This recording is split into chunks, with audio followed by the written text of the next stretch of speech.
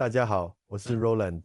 如果你最近关注过2026财政预算案，你会发现有一个细节非常不寻常。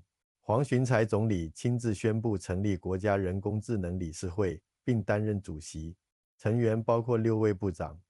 当总理挂帅，跨部门高层同时进场，我们应该知道，这不是一次普通的科技政策升级，这是一次国家级战略转向。问题来了，为什么是现在？为什么是人工智能？新加坡到底想做什么？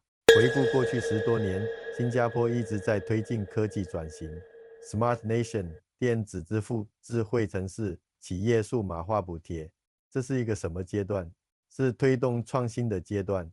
政府提供平台，企业慢慢跟上，行业逐步升级。但这一次不一样。2026预算案之后，新加坡成立了国家人工智能理事会，而且由总理亲自担任主席。这个变化意味着什么？意味着人工智能不再是某个部门推动的技术方向，它进入了国家级统筹阶段。过去是数码部门带头，现在是跨部委协调。副总理兼贸工部长严金勇参与，意味着产业升级与外资竞争力会直接纳入 AI 议程。卫生部长王义康参与，意味着医疗系统将成为 AI 落地的重要战场。数码发展及新闻部长杨立明参与，意味着数据治理与平台规则会同步推进。人力部长陈思龙医生参与，意味着就业结构与技能转型被提前纳入考量。国家发展部长徐方达参与，意味着城市系统与基础设施将配合升级。交通与财政系统代表肖正祥参与，意味着枢纽效率与财政资源同步跟进。你会发现，这不是一个科技委员会，这是把新加坡的核心国家系统、产业、医疗、数字基础、人力结构、城市规划、交通枢纽、财政工具，全部放在同一张 AI 蓝图里。这就是新阶段的核心特征，从鼓励创新走向国家统筹，从项目推进走向结构重排。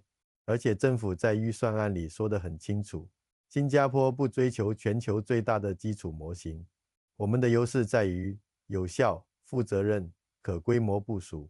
这意味着新加坡科技这次升级的重点，不是拼技术参数，而是拼制度效率、协调能力和落地速度。当国家机器开始围绕一项技术重新排兵布阵，那就是阶段跃迁。为什么偏偏是人工智能？为什么要上升到国家战略层级？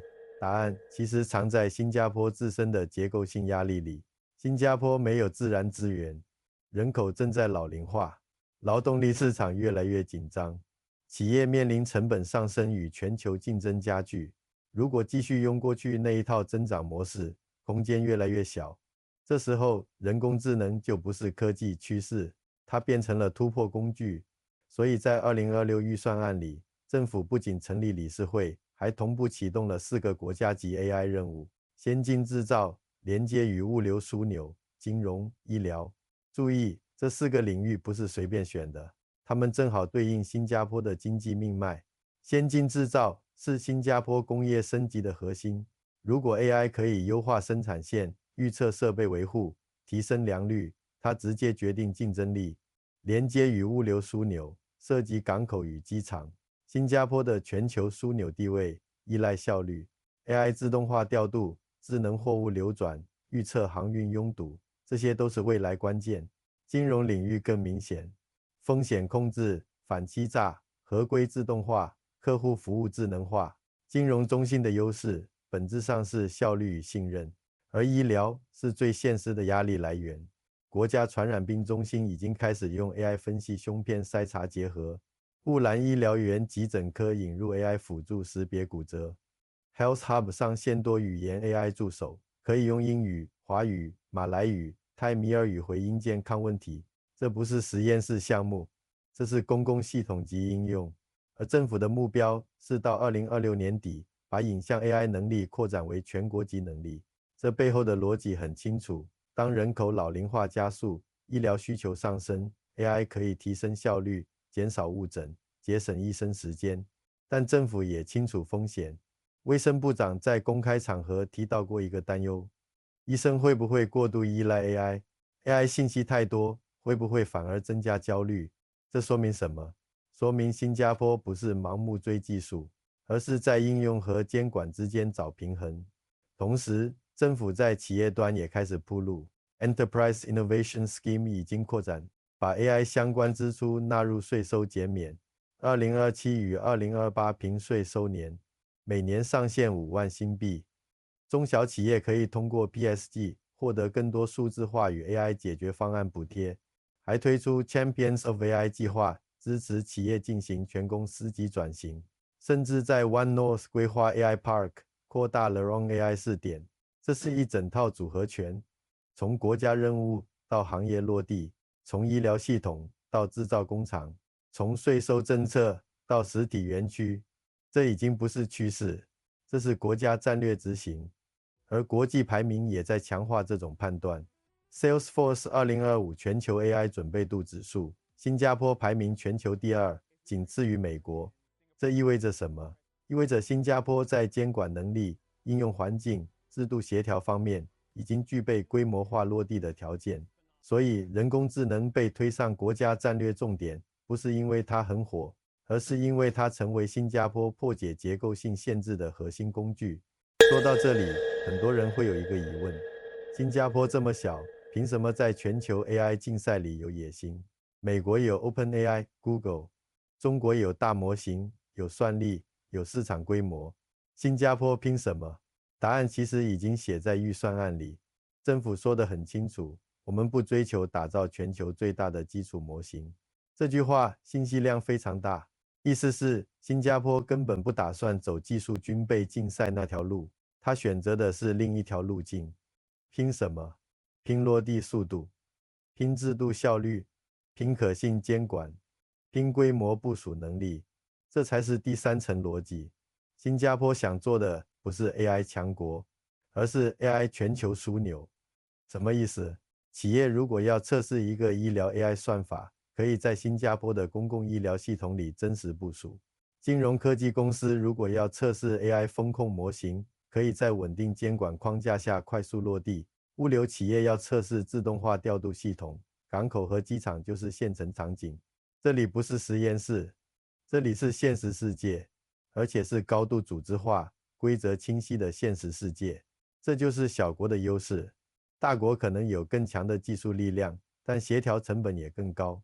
新加坡的特点是政策落地快，部门协同效率高，监管边界清晰。这也是为什么在 Salesforce 2025全球 AI 准备度指数里，新加坡排名全球第2。它的优势不是算力规模，而是制度准备度。而且政府已经开始建物理载体 ，One North 将打造新的 AI Park， 扩大了 Lorong AI 试点，吸引全球企业与研究人员在这里聚集。这不是单点突破，这是生态布局。再往深一点看，新加坡还在争夺一个更重要的位置，那就是规则影响力。当全球开始讨论 AI 伦理、数据治理、算法透明度，谁能够率先建立可执行、可复制的监管框架，谁就有发言权。如果新加坡能成为可信 AI 枢纽，它不仅输出解决方案，还会参与制定规则。这才是真正的大棋，不是模型大小，而是全球分工位置；不是短期爆发，而是10年布局。说到这里，很多人其实已经开始紧张了。国家级总动员，全面压住人工智能，企业转型、医疗升级、产业重构。那普通人呢？打工人会不会被替代？这个焦虑是真实的。当制造业引入 AI 优化生产线，当金融系统用算法做风险评估，当医院用 AI 看影像、写病历，岗位结构一定会变化。但问题不是会不会变，问题是怎么变。政府为什么把人力部长陈思龙医生拉进国家人工智能理事会？就是因为 AI 不仅是技术问题，它是就业结构问题。如果 AI 只提升效率，却不配合技能再培训，社会一定会产生撕裂。所以现在的逻辑是，技术推进和人力转型同时发生。再看医疗 ，AI 已经在国家传染病中心做胸片筛查，在乌兰急诊辅助识别骨折 ，Health Hub 上线多语言 AI 助手，效率提升是事实。但卫生部长也公开提到一个担忧，医生会不会过度依赖 AI？AI 给的信息太多，会不会让病人更焦虑？这说明新加坡不是盲目冲刺，它知道风险存在。同样，在企业端，政府给税收减免、PSG 补贴、AI 转型计划，是为了降低采用门槛。但这也意味着，未来企业不再问要不要用 AI，而是问怎么用得更好。这对普通人来说，其实是一个信号。AI 不是突然降临的风暴，它是渐进式嵌入。当国家强调负责任、可规模部署的 AI，它是在尝试把风险锁进制度框架。真正需要思考的，不是 AI 会不会抢走一切，而是你会不会学会和 AI 协作。过去20年，新加坡的竞争力来自教育、制度、效率。未来10年，竞争力会多一个变量：人和 AI 的协作能力。AI 既是压力，也是杠杆。关键不在于技术本身，而在于国家如何管，企业如何用，个人如何适应。我们回到最开始的问题：6位部长入局，黄循财总理亲自挂帅，国家人工智能理事会成立，4大 AI 任务全面启动。这说明什么？说明新加坡科技真的进入了一个新阶段。人工智能不再只是企业创新工具，它被正式推上国家战略重点，而背后是一盘更长远的棋。新加坡很清楚自己不会成为算力最大、模型最多的国家，但它可以成为全球最可信、落地最快、制度最清晰的 AI 枢纽。当全球还在争论 AI 该不该管，新加坡已经在建立统筹架构；当其他国家还在试点项目，新加坡已经把制造、物流、金融、医疗全部纳入国家级任务。这场 AI 竞赛，新加坡不是旁观者，它在重新定义自己的位置。对于普通人来说，这既不是乌托邦，也不是灾难，它更像是一场正在发生的结构调整。企业会转型，岗位会变化，医疗会升级，城市会更智能。关键问题只有一个：你准备好站在这场转型的哪一边？新加坡的 AI 野心藏不住了。接下来几年，我们会看到更多落地动作。你怎么看这场国家级 AI 总动员？你支持这种全面压注吗？你担心它带来的变化吗？在评论区告诉我你的看法。如果你希望了解更多新加坡科技和国家战略相关内容，记得点赞、分享、订阅我的频道。我们下期见。